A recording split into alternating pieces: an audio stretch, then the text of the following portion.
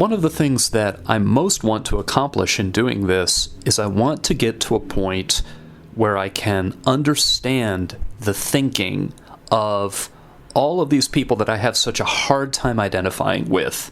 And actually, that is a measure of people's effectiveness or people's potential to be effective communicators. I think I've talked before about cognitive complexity, which comes out of a theory in the field of communication called constructivism.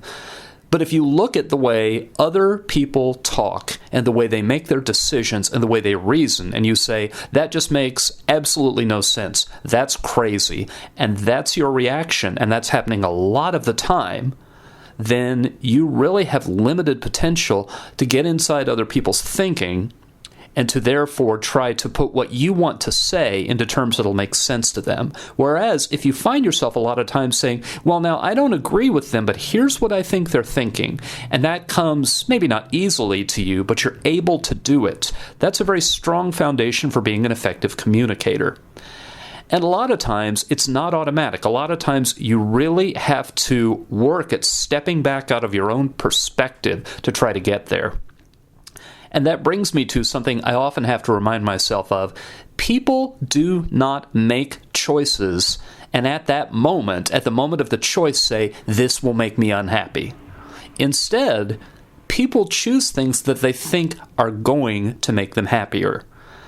And there's this old idea that comes out of the years that I was involved with competitive debate, and we used to sum it up in the word uniqueness.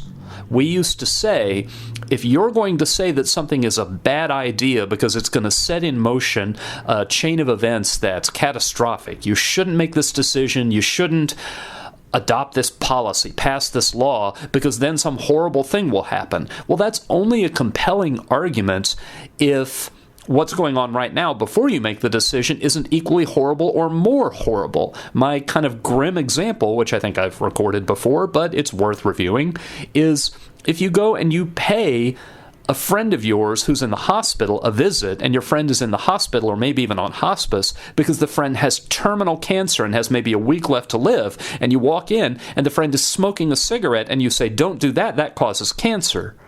They've already got cancer. So the argument, you should not smoke that cigarette because you might get cancer, is non-unique.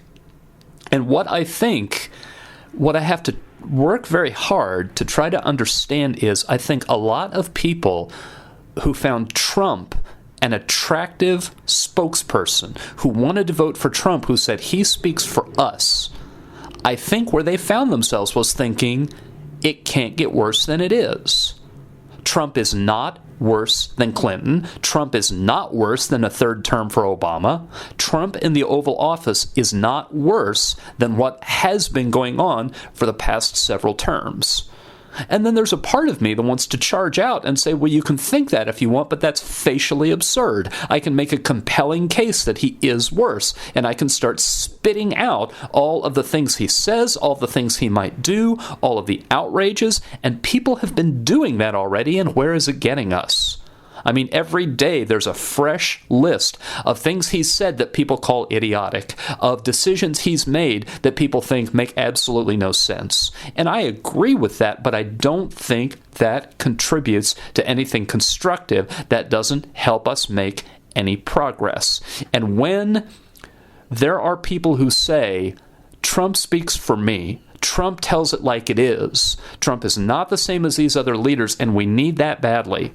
If I say, well, you're just wrong that he's not worse than the other candidates who were available and the candidates from the past, what I am really doing is I am disconfirming. And, you know, history, cultural history, I suppose, of the past several decades is littered with epiphanies, with moments of waking up where a dominant group had to realize we have been dismissing the lived experience of groups that we thought were unimportant, groups that we thought belonged in a subordinate position. We have dismissed the experience of women. We have dismissed the experience of racial minorities. We have dismissed the experience of all kinds of groups who had been deprived of power, and we said that they weren't important, that the powerful ones belonged at the center, and that their experience was the objectively correct one. And little by little, we've trained ourselves. That disconfirming, that saying your experience doesn't matter or you didn't even have it. What you say is bad is not bad. It's just the way things ought to be. You would think somewhere along the line we would learn that we need to stop doing that because we always wind up regretting it. Now, someone might reasonably answer that by saying, but the people who vote for Trump, they used to be the powerful ones. Yes, they used to be the powerful ones in some cases. But what I've talked about in some past episodes about their increasing economic dislocation, about how their ability to have a career and a secure, sustainable income and to have confidence that their children will do as well or better than they did, that vulnerability, that powerlessness, when they act out from that lived experience, that lived reality, and we dismiss it and we say you're being irrational, and for you to say Trump is not worse than other candidates, you're just wrong about that, we're disconfirming them. And we need to learn that that's just not a constructive way to proceed.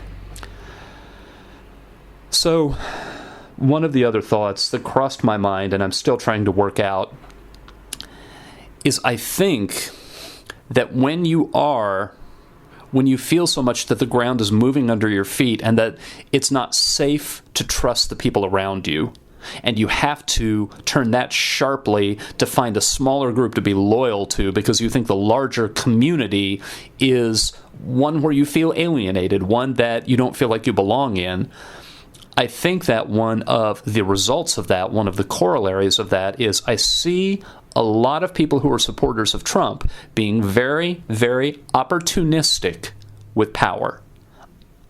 Let me give a couple of examples of that. And well, let me define it a little bit further before I get to talking about what I think are examples of it. What I am talking about is grabbing for power where it is nearby, grabbing for power where it is immediately at hand and for the short term, and without really thinking on a larger scale or in a longer term. And I just this morning read an interview, it was in Slate, you could probably find it, with a guy who interviewed Trump for a very long time and wrote him a fairly detailed biography and said that one of the things about Donald Trump is he doesn't think about the past, he doesn't think about the future. He stays very, very much in the present. And that seems to align neatly with what I see about the opportunistic use of power. So one little example that doesn't illustrate that much, but it is kind of striking, the whole narrative that it is important that you own your own handguns, your own rifles, you have them in your home for the purpose of resisting government tyranny. I mean, reality check. If it's you against the professional military and the caliber of weapon they have, it's going to be a short fight. But if you have got that pistol in your hand, if you've got that rifle in your house, that power is real, that power is tangible. The fact that it's tiny, the fact that it would get crushed by a larger organization that brought together the power of a lot of people, well, somehow that doesn't seem to refute, it doesn't seem to dispel the sense of well-being you get from a little dab of power that's right there. The other place that power can come from legitimacy. Power can come from a compelling explanation, a compelling framework about what is right behavior and what is wrong behavior, and if you talk to other people about this framework to where they agree with you about right and wrong, and if you apply it dispassionately to where right is right for everyone and wrong is wrong for everyone, and people feel the sense of justice, and people feel the legitimacy of those rules, that's a source of power. But look at where we are in our politics currently. Right and wrong is a weapon. It's something you use against your opponents. And then, when the people you affiliate with do the exact same thing or something much, much worse, then you explain it away, sometimes with comically clumsy rationalizations. So, what was the complaint about Hillary Clinton and her email server? That classified information might leak because she wasn't following regulations for handling classified information. And then look at what's happened to classified information and to the national security apparatus since Trump took office. If what Hillary did was a misdemeanor, what Trump did on that scale ought to be a capital crime and beyond. It ought to be a war crime. What he has done with the handling of classified information is so, so very much worse. And people who were his supporters gave the full-throated condemnation of Clinton for what they described as her mishandling of classified information. And then they are presented with evidence of what he's done, and they explain it away because right and wrong are opportunistic. They are not something that we all live together under. We all understand our behavior. We all can predict one another's behavior and develop a sense of confidence and comfort. Instead, when you see your political adversary behave in a way that you can describe as a violation of the rules, then you have a weapon.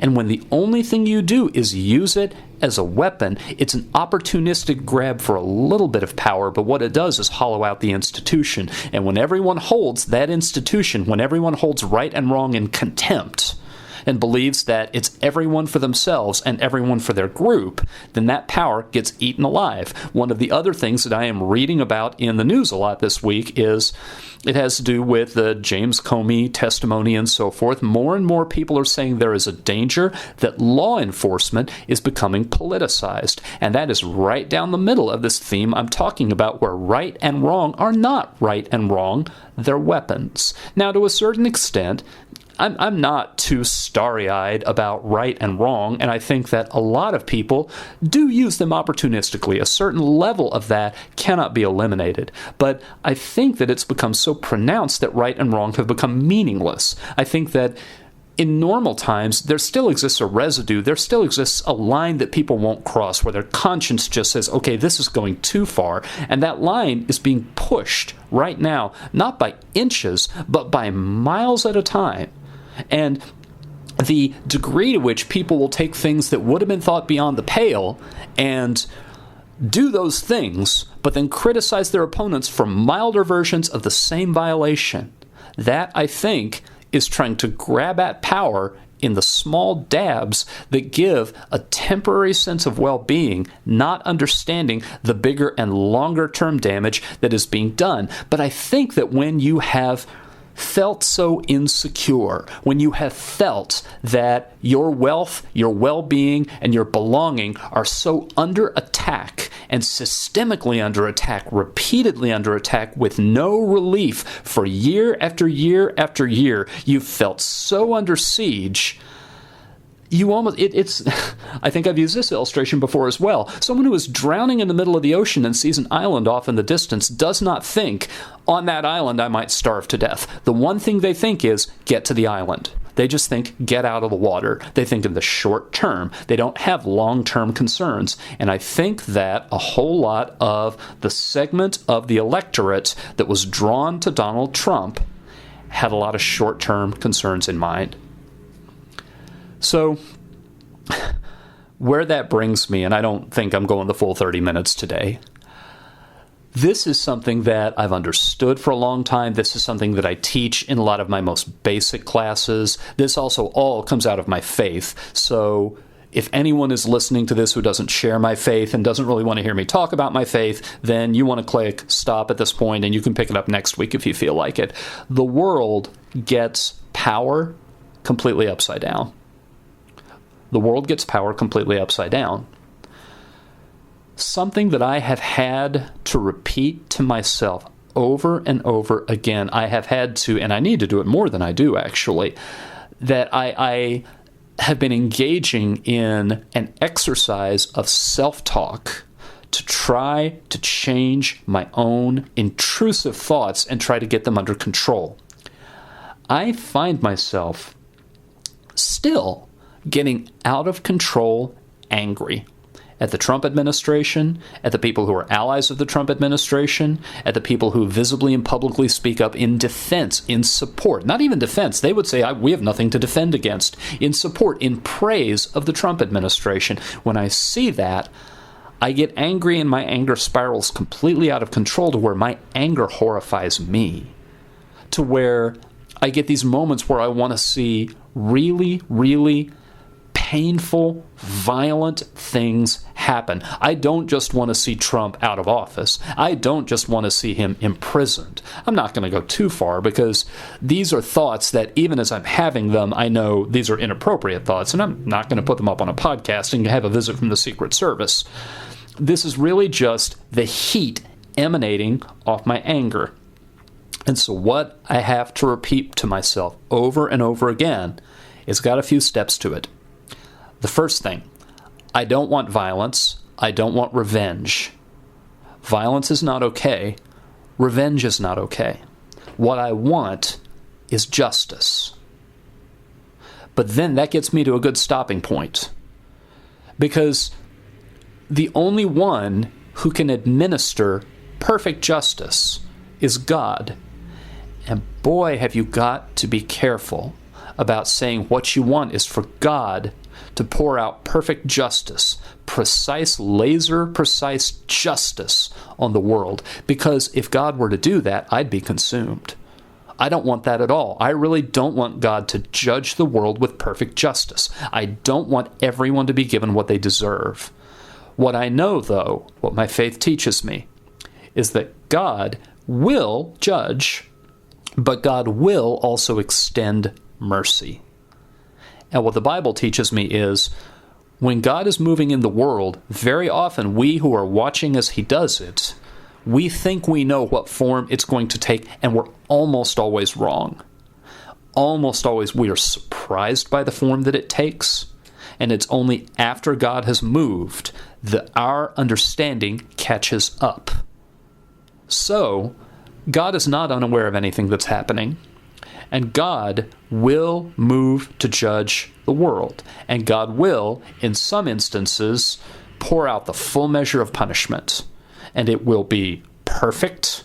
It will fit exactly the offense. And all will see. And all will, the Bible says, all will praise Him for how just He is. And God will also extend mercy. And everywhere God extends mercy, everybody will see that it was the perfect expression of love. God is going to get it.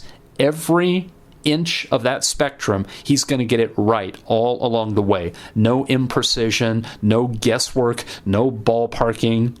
What I want is for God, in His mix of justice and mercy, to be glorified. And what that does is, when I can put my focus closely on that, it calms me down. The reason it calms me down is that the Bible promises I'm going to get that wish. I mean, Jesus put it in the Beatitudes. Blessed are those who hunger and thirst for righteousness, because they will be satisfied. So, Donald Trump looks like he's powerful. He doesn't have any power at all. It looks to me sometimes like the decent people, the people who have integrity, are powerless, are helpless. But not only is God on His throne, but any human being anywhere on earth that I hitched my fortunes to, that I put my trust in, would be letting me down, would have something going on behind the scenes, something concealed that would bitterly disappoint me. But if I continue to make my own decisions, to attend to my own dealings, not only with God, but with other people, and if I leave to God judging, punishing, and extending mercy, and trust that He'll get it exactly right, then that is the cure for this raging and spiraling out of control that I am so prone to do. And really, when I do that, what Jesus taught is, in my heart, what I am doing is not any better than what Donald Trump has done.